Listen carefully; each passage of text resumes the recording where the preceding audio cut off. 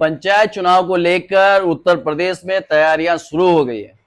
पंचायत चुनाव में आरक्षण क्या रहने वाले हैं, जिला पंचायत सीट पे क्या आरक्षण रहेगा आपके यहाँ, प्रधानी की सीट पे क्या आरक्षण रहेगा, वो तमाम जो है डिटेल्स आपको इस वीडियो में मिल जाएगी। आपके यहाँ पिछली बार क्या सीट थी, 2011 में क्या सीट थी, उसी के आधार पर जो आरक्षण होने वाला है परिसीमन हो चुके हैं और कुछ ही समय में आप लोगों को जानकारी मिल जाएगी। अक्टूबर में, जैसा कि आप लोग जान रहे हैं, अक्टूबर नवंबर में प्रधानी के जो बस्ते हैं वो भी जमा हो जाएंगे। तमाम पार्टियां भी जिला पंचायत चुनाव को लेकर तैयारियां शुरू कर चुकी है। प्रधान लोग भी अपनी तैयारियों को शुरू कर चुके हैं। प्रधानी के चुनाव को लेकर गांव में जानते हैं कि आप लोग अलग माहौल रहता है और अभी से ही तैयारियां तेज हो चुकी हैं, समय ज्यादा बचा नहीं है।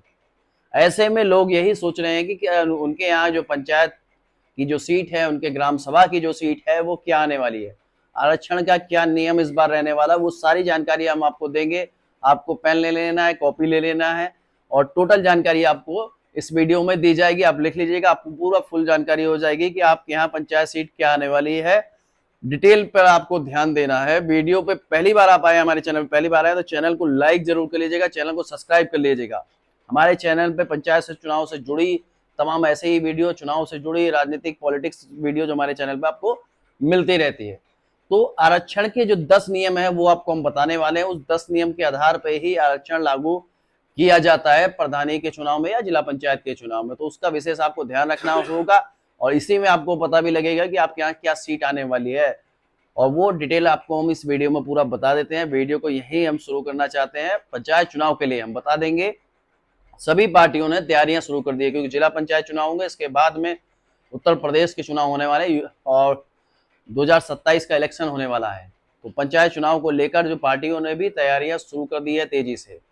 तो ऐसे में जो जिला पंचायत प्रत्याशी उन्होंने भी तैयारियां शुरू कर दी है। प्रधानी के लोग तो अभी से ही जनता के बीच जाना शुरू कर दे, प्रधानी जो लड़ना जा रहे हैं। तो ऐसे में जो पहला नियम है, उत्तर प्रदेश में पंचायत चुनाव के आरक्षण के जो 10 मुख्य नियम है वो आपको बताएंगे। पहला नियम, आरक्षण की गणना पिछली जनगणना के आधार पर होती है। वर्तमान में यह आरक्षण 2011 की जनगणना के आंकड़ों के आधार पर ही तय किया गया है, यानी कि 2011 के आंकड़ों के आधार पर ही तय किया गया है। दूसरी चीज आपको बता देंगे, आरक्षण में तभी आपको मालूम पड़ेगा, लास्ट में आपको हम डिटेल में बता भी देंगे कि आपके यहाँ सीट क्या रहेगी, आपको जानकारी हो जाएगी इस वीडियो के अंदर। आरक्षण जो है रोटेशन प्रणाली के आधार पर होने वाला है, क्योंकि जो आरक्षण आपको मिलेगा वो रोटेशन प्रणाली के आधार पर मिलेगा। एक ही सीट बार बार आरक्षित नहीं की जा सकती है या घूर्णा प्रणाली के तहत बदलाव इसमें होता रहता है। तीसरी चीज आपको हम बता देते हैं, आप लोग वीडियो को देख रहे हैं तो जानकारी जो है हम डिटेल में आपको बता देंगे। उसके बाद आपके यहाँ जो सीट रहेगी वो भी हम पूरा बता देंगे। पंचायत चुनाव में क्या सीट रहेगी, ग्राम सभा में क्या सीट रहेगी, या आप सवाल करना चाहते हैं तो हमसे भी सवाल कर सकते हैं, अपने जिले का नाम लिख सकते हैं, गाँव का नाम लिख सकते हैं। उसके बाद हम आपको आपके यहाँ जो सीट रहेगी वो भी बता देगी। हमारी टीम आपको कमेंट में आपका रिप्लाई करेगी। जो भी आप कमेंट करेंगे उसका रिप्लाई आपको जरूर मिलेगा। कभी कभी थोड़ा समय लग जाता है, लेकिन उससे पहले जो जानकारी है पूरी आपको मिल देते हैं। अनुसूचित जाति, एससी अनुसूचित जाति जो है, और उसके अलावा जो ओबीसी है, जो सामान्य सीट है, वो अनुपात के अनुसार ही आरक्षित की जाएगी। महिलाओं को इस बार 33% आरक्षण दिया जाएगा, चाहे वो ओबीसी में जितना आरक्षण है उसमें से 33% महिलाओं को मिलेगा, जो एससी है उसमें से 33% महिलाओं को मिलेगा और जनरल में भी 33% जो है महिलाओं को मिलेगा। तो तमाम सीटें जो महिलाओं के लिए आरक्षित रहने वाली है, महिलाओं का आरक्षण का जो परसेंटेज है वो 33% रहेगा। इसके अलावा पांचवा नियम जो आपको हम बता देते हैं, ओबीसी आरक्षण सीमित है। ओबीसी का जो आरक्षण होता है, डिटेल में पूरी चीज बता रहे हैं, आप लोग ध्यान दीजिएगा, इधर उधर ध्यान देंगे तो जानकारी जो है आपसे मिस हो जाएगी। ओबीसी का जो आरक्षण है वो 27% है, यानी कि 27% आरक्षण ओबीसी सीट के लिए दिया जाएगा। एक ही सीट पर लगातार आरक्षण नहीं होगा, यानी कि जो सीट थी जरूरी नहीं है वही सीट दोबारा आए। तो मैंने आपको 6 नियम बता देते हैं, 7वां और 8वां नियम आपको बता देंगे। समान वर्ग की जो सीटें होती हैं, यानी कि अनरिजर्व जो सामान्य सीट होती हैं, उसका भी जो आधार है आपको हम बता देते हैं। तो ऐसे में अनारक्षित जो सीट हैं, यानी कि जो सामान्य सीट है, जहां पर कोई भी चुनाव लड़ सकता है, जहां पर सामान्य सीट में आप समझ सकते हैं कि चाहे आप ओबीसी से हैं चाहे आप एससी हैं, समान में सभी लोग चुनाव लड़ सकते हैं। 9वां नियम, आरक्षण का लाभ केवल राज्य सरकार द्वारा प्रमाणित जातियों को ही मिलता है, ये तो आप लोगों को सभी को मालूम है। 10वीं जो बात है, जो 10वीं जो टॉपिक है वो आपको बताता है पदों का आरक्षण लागू होता है। कौन कौन से पदों का होता है वो आपको बताते हैं। बीडीसी हो गया, जिला पंचायत हो गया, ग्राम पंचायत हो गया, यानी कि प्रधानी का हो गया।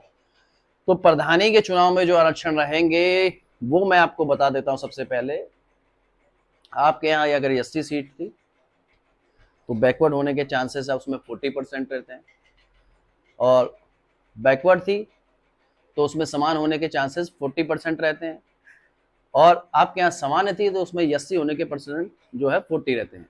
लेकिन 40% मैं इसलिए बता रहा हूँ क्योंकि इसमें यह भी देखा जाता है कि जैसे कि तय किया गया कि 27% ओबीसी को मिलेगा, तो जो भी आरक्षण है वो तय होता है, उससे ज्यादा नहीं दिया जा सकता है। अगर वो पूरा हो जा रहा है आरक्षण की जो प्रणाली है आपके ग्राम पंचायत के कुछ ग्राम सभा में, तो फिर जो आगे की सीट है वो समान होती है। तो इससे आपको पता लगता है कि आपके यहाँ अगर 80 थी तो ओबीसी होने के चांसेस रहेंगे ज्यादा, वो ओबीसी होने के 40% चांस रहेंगे, समान होने के 60% रहेंगे। और इसी तरीके से ओबीसी आपकी सीट रही है तो समान होने के 40% चांसेस रहेंगे, 60% में आरक्षित हो सकती है। और इसके अलावा आपकी सीट यदि समान है तो एससी होने के चांसेस 40% बढ़ जाते हैं। तो आप लोग को जानकारी मिल गई होगी। अगर आप लोग तब जानकारी चाहते हैं कि आपकी ग्राम सभा में क्या सीट आने वाली है, वैसे भी आपको मैंने बता दिया 2011 के रोटेशन के आधार पे होगा, ये पिछली बार का जनगणना के आधार पे आपको नहीं देखना है। 2011 की जो जनगणना थी उसके आधार पे होने वाला है। तो अगर आप लोगों को समझ में आ रहा है तो ठीक है, नहीं आ रहा तो आप लोग कमेंट बॉक्स में अपने गांव का नाम, जिले का नाम रखिएगा और अपना नाम भी लिख के भेजिएगा। तो वहां पर कमेंट में ही आपको रिप्लाई दिया जाएगा कि आपके यहाँ की जो सीट है, प्रधानी की जो सीट है पंचायत चुनाव में, क्या सीट आने वाली है। पंचायत चुनाव के लिए तमाम प्रधान जो है तैयारी करने में जुट गए हैं, जिला पंचायत प्रत्याशी जुट गए हैं, पार्टियां जो है जुट गई हैं। 2027 चुनाव इसके बाद होना, 2027 विधानसभा का चुनाव जो है इसके बाद होना है। इसको देखते हुए उत्तर प्रदेश में बसपा हो, चाहे वो निषाद पार्टी हो, चाहे वो समाजवादी पार्टी हो, चाहे वो बीजेपी हो, तमाम पार्टियां मैदान में हैं। अलग अलग जगह पे कुछ नई पार्टियां जो है वो भी अपना जिला पंचायत चुनाव लड़ रही हैं, क्योंकि उत्तर प्रदेश चुनाव इसके बाद में दमखम दिखाने के लिए पार्टियों ने अभी से ही जोर भरना शुरू कर दिया। लेकिन ग्राम पंचायत का जो चुनाव होता है, जो प्रधानी का चुनाव होता है, उसमें पार्टी कोई महत्व नहीं रखती है ज़्यादा। तो इस वजह से पंचायत चुनाव का जो गांव में जो माहौल रहता है कुछ अलग ही रहता है। तो ऐसी ही तमाम जानकारी आपको हमारे चैनल में मिलती रहती है। हमारे चैनल को सब्सक्राइब कर लीजिएगा, वीडियो को लाइक कर दीजिएगा, शेयर कर दीजिएगा, और अपने ग्राम सभा की जानकारी के लिए आप लोग कमेंट भी करके जानकारी हमसे ले सकते हैं।